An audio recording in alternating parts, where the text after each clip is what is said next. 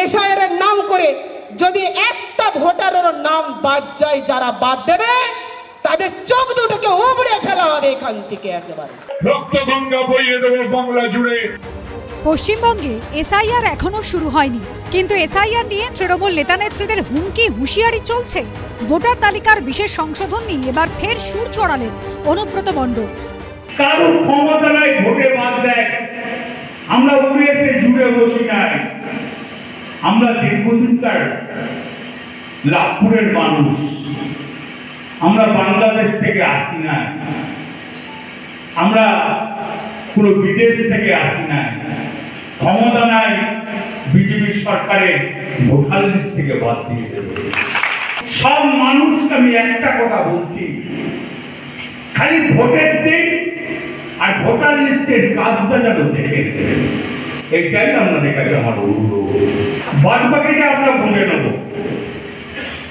বাদ দেবো বলে বাদ দেওয়া যায়নি। তাল পুকুরে ডুব দিলে দিয়ে দেখবেন তাল গাছ আছে জলের নিচে, সেই তাল গাছের মাথায় একটা কৌটো আছে, তার ভিতরে একটা ছোট কৌটো আছে, তার ভিতরে একটা ছোট কৌটো। শুনেছেন ছোটবেলায় গল্পটা? রাজকুমার কি করলেন? তাল পুকুরে ডুব দিয়ে কৌটোর মধ্যে কৌটোর মধ্যে কৌটো থেকে ভীমরুল বের করলেন। রাক্ষসে যখন মাথা ছিঁড়ে দিলে সব রাক্ষস মরে গেল।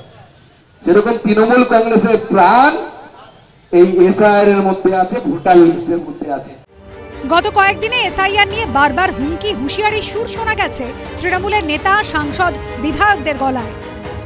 ভোটারলিতে যদি একটা পরিচিত ভোটারের নাম বাদ যায়, ভোটারলিতে একটা বিজেপিকে বাড়িতে থাকতে দেওয়া যাবে না। পুরো যদি আমাদের যারা যে কোনো একটা ভোটার, যারা যে ভোটার তালিকা থেকে একজনকে যদি বাদ করে, তাহলে আমাদের এই হরিশ্চন্দ্রপুরের সমস্ত লোক এবং আমরা হরিশ্চন্দ্রপুরকে লন্ডভন্ড করে দেব।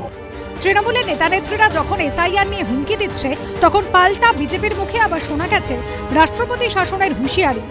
ওরা রাষ্ট্রপতি শাসনটাকে না ডেকে ডেকে আনতে চাইছে, আনুক, আমাদের কি অসুবিধা আছে? বলছে আগুন জ্বালিয়ে দেবো, বেটা হাত কাঁপে, দেশলাই ধরাতে পারে না, বলছে পুরো মথা বাড়ি জ্বালিয়ে দেবো। এরা তো ওইটাই পারে। মানুষ যত দেখবে তত জানবে, যত জানবে তত কম মানবে, এটাই তো রাজা, যাতে মানুষ না জানতে পারে, বুঝতে পারে, দেখতে পারে। বাকযুদ্ধের এই আজ দেখে অনেকে বলছেন এসআইআর শুরুর আগেই এই অবস্থা, এরপর কি হবে? ভাস্কর মুখোপাধ্যায় ও শিবাশিস মৌলিকের রিপোর্ট, এবিপি আনন্দ।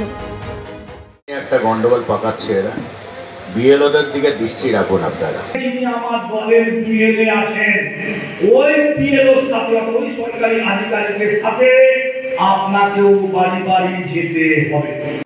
কেউ বলছেন বিএলওর সঙ্গে বাড়ি বাড়ি যেতে হবে, কারো আবার দাবি বিএলওদের দিকে নজর রাখতে হবে।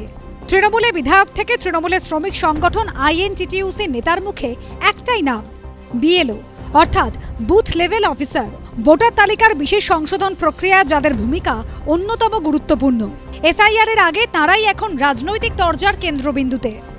লাভপুরে তৃণমূলের বিজয় সম্মেলনী মঞ্চ থেকে বিএলওদের নিয়ে দলীয় কর্মীদের বার্তা দিলেন লাভপুরের তৃণমূল বিধায়ক অভিজিৎ সিংহ।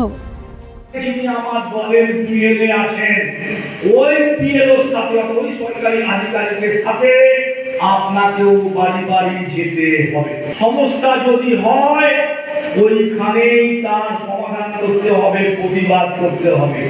আমাদের মাননীয় মুখ্যমন্ত্রী মমতা বন্দ্যোপাধ্যায়, দলনেত্রী এবং সেনাপতি অভিষেক বন্দ্যোপাধ্যায় পরিষ্কার করে বলে দিয়েছেন, কোন ন্যায্য বা যোগ্য ভোটারের একটা নামও বাদ যাবে না। বাদ গেলে তৃণমূল কংগ্রেস সেটাকে মেনে নেবে না। এক ধাপ এগিয়ে বিএলওদের নিয়ে দলীয় কর্মীদের কার্যত সাবধান বাণী শুনিয়েছেন বারাসাত সাংগঠনিক জেলার তৃণমূলের শ্রমিক সংগঠনের সভাপতিও। একটা গন্ডগোল পাকাচ্ছে এরা, বিএলওদের দিকে দৃষ্টি রাখুন আপনারা। বিএলওরা সবাই ভাববেন না যে স্কুল টিচার শুধু আমার লোক, এরকম না। বিএলওরা কিন্তু গন্ডগোল পাকাতে পারে। এসআইআর নিয়ে একটু নজর দিন। যদিও এ প্রসঙ্গে প্রশ্ন করা হলে নিজের মন্তব্যের ব্যাখ্যাও দিয়েছেন আইএনটিটিইউসি নেতা।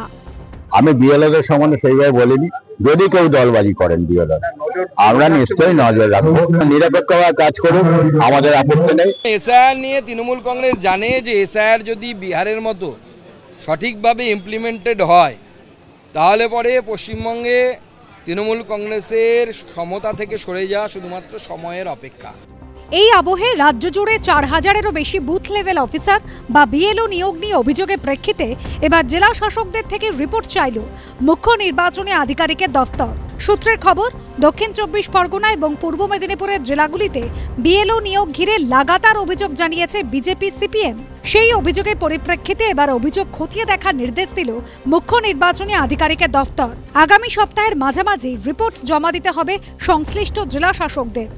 ভাস্কর মুখোপাধ্যায়, সমীরণ পাল ও শিবাশিস মৌলিকের রিপোর্ট, এবিপি আনন্দ।